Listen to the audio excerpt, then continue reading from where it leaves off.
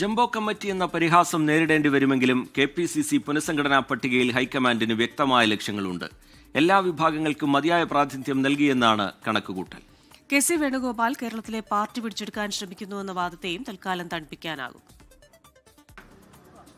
Vice പ്രസിഡന്റുമാരുടെയും general സെക്രട്ടറിമാരുടെയും എണ്ണം കുത്തനെ കൂട്ടി.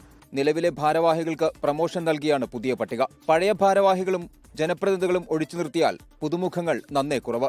എന്നാൽ പ്രധാന ഗ്രൂപ്പുകൾക്കെല്ലാം മതിയായ പങ്കാളിത്തം ഉറപ്പിക്കാനായി. പട്ടിക പ്രഖ്യാപനത്തിനു ശേഷമുള്ള പൊട്ടിത്തെറി ഇത്തവണയുണ്ടാകില്ല. സെക്രട്ടറി പദം ഒഴിച്ചിട്ടിരിക്കുന്നതും ഹൈക്കമാൻഡിന്റെ ദീർഘവീക്ഷണം. പരാതിയുള്ളവർക്ക് സെക്രട്ടറി പദം ഓഫർ ചെയ്യും. തിരഞ്ഞെടുപ്പ് അടുത്തിരിക്കുന്ന പശ്ചാത്തലത്തിൽ DCC പുനഃസംഘടന വലിയ തർക്കങ്ങൾക്ക് വഴിവെക്കുമെന്ന തിരിച്ചറിവ് ഹൈക്കമാൻഡിനുണ്ട്. അതോടെയാണ് DCC പുനഃസംഘടന തൽക്കാലം ഉപേക്ഷിച്ചത്.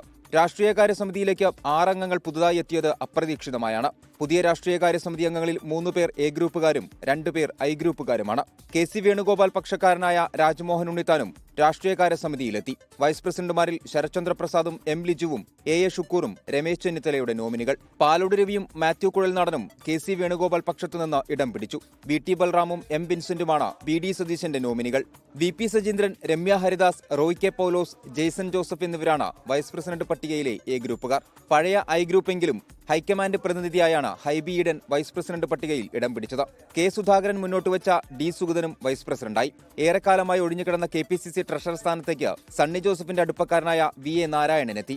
ജംബോ പട്ടികയിൽ 19 പേർ തങ്ങളുടെ നോമിനികളാണെന്നാണ് I ഗ്രൂപ്പിന്റെ അവകാശവാദം. മതിയായ പ്രാതിനിധ്യം കിട്ടിയെന്ന് A ഗ്രൂപ്പും പ്രാഥമികമായി കണക്കുകൂട്ടുന്നു. പട്ടികയിൽ എല്ലാ ഗ്രൂപ്പുകൾക്കും തെറ്റില്ലാത്ത പ്രാതിനിധ്യമുണ്ടെങ്കിലും KC വേണുഗോപാൽ എഫക്ട് പ്രകടമാണ്. തർക്കമൊഴിവാക്കാനുള്ള ജംബോ പട്ടിക തന്ത്രം ഫലം കാണുമെന്ന പ്രതീക്ഷയിലാണ് ഹൈക്കമാൻഡ്. സലീം മാലിക്, 24, തിരുവനന്തപുരം.